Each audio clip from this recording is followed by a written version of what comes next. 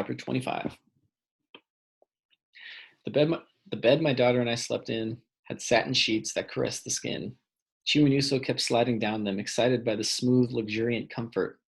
There was a large window from which we could see the stars as they shone brightly in the sky. This must be what heaven was like. I rubbed my full tummy and thought about where my life was headed. I had not asked Dumi what his true intentions were.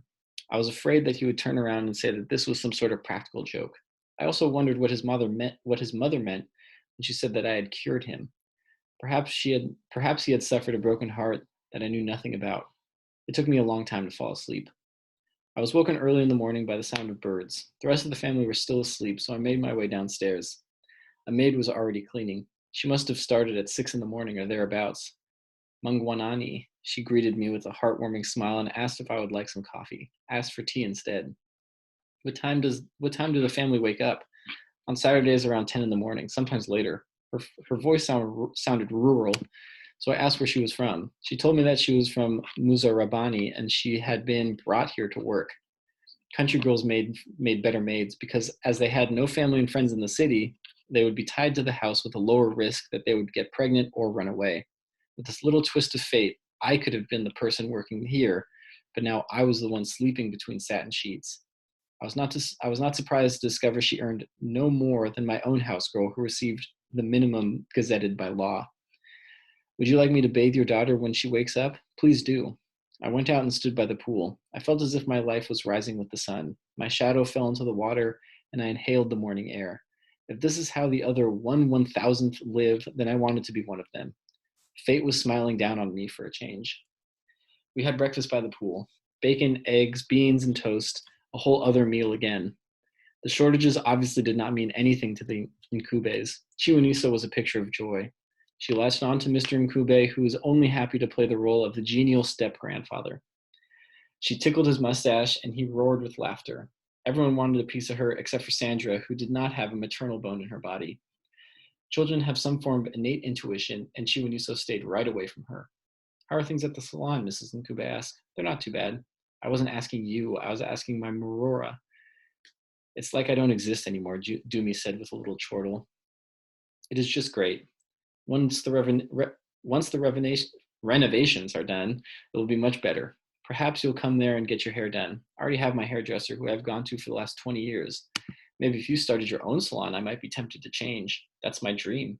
Then what's stopping you? Asked Mr. Nkube. It's expensive to get the equipment and the products to get started. I'll get there one day, but maybe not today or tomorrow, but I will. That's the spirit. You see that? That's the sort of determination this country needs. I'm not too different from you, my girl. He waved a finger in the air to emphasize his point. I was born and raised in Zimba. I went to Kutama Mission. My parents were so poor that I didn't have shoes to wear.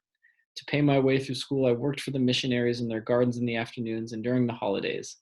When others were playing, I was working. At the time, I hated it, but it gave me a good work ethic, unlike the people you see today, all wanting to make a quick buck without doing a stroke of real work. After school, I came to Harare to look for work. I got a job as a messenger for Johnson's on Union Avenue. Those were the only jobs blacks could do. It was tough to advance myself. I had my parents and brothers to look after back home, but I told myself that I was going to go forward in life. I was going to be somebody. Let me tell you, some of my friends who I went to work with are still doing menial jobs, but not me. I saved what little money I could so I could start something of my own. I bought a Renault. Do you remember those cars? It was a fine little car back then. They don't make them like that anymore. I began to go to South Africa and come back with radios and TVs that I sold for a profit. From there, I opened up a small liquor store in Mufakose and then another one in Mavuku. I was always on the lookout for the next opportunity. You have to keep your ear to the ground, feel the pulse of the nation, know the right people to talk to. I expanded, building shops in rural growth points where no one else wanted to invest. Then for a brief period, I moved into shipping. That was a disaster. I got out quickly. I was one of the first people to put commuter omnibuses on the road. The South Africans had them decades before us, and I saw that was the future. Zupco was breaking down and the people needed cover. Now I have properties. 3 gold mines, shops, buses, brick manufacturing companies, shares in all the major banks and cell phone companies in the country, and I'm still looking out for the next investment opportunity. It's a difficult world, but if you're determined to succeed, no one can stop you. Look at my kids. They were born with silver spoons in their mouths, and they're all waiting for me to die so they can destroy my wealth. Well, let me tell you something. There are only two men in this country who will never die, and I'm one of them. I discovered that this speech he made at every family gathering. It omitted the numerous palms he'd greased along the way to get himself lucrative government contracts, but it did nothing to diminish the fact that he was a self-made man who had risen from being a barefooted villager to being one of the wealthiest men in the country. The diversity of investments was astounding in itself. The two eldest boys worked in the family business, but Dumi had so far refused to be involved. This was a cause for disappointment. I reflected that the possibility of other disadvantaged boys being able to advance themselves in a similar manner was now virtually impossible given the situation the country was in. We drove for a family day out to a game park in HoH Ch. It was set in beautiful savanna land with trees everywhere. Monkeys leapt from tree to tree, welcoming us, leering into the car, hoping for food, but there were signs everywhere telling us not to feed the monkeys. The car bumped along the gravel road and Michelle took photos. There were giraffes browsing from the tops of trees. Duikers bounded across the road while elephants lumbered slowly with their young in tow. The animals mingled at the watering hole, safe and protected from the poachers. The sheer beauty of the scenery made me wish I had a home in the country.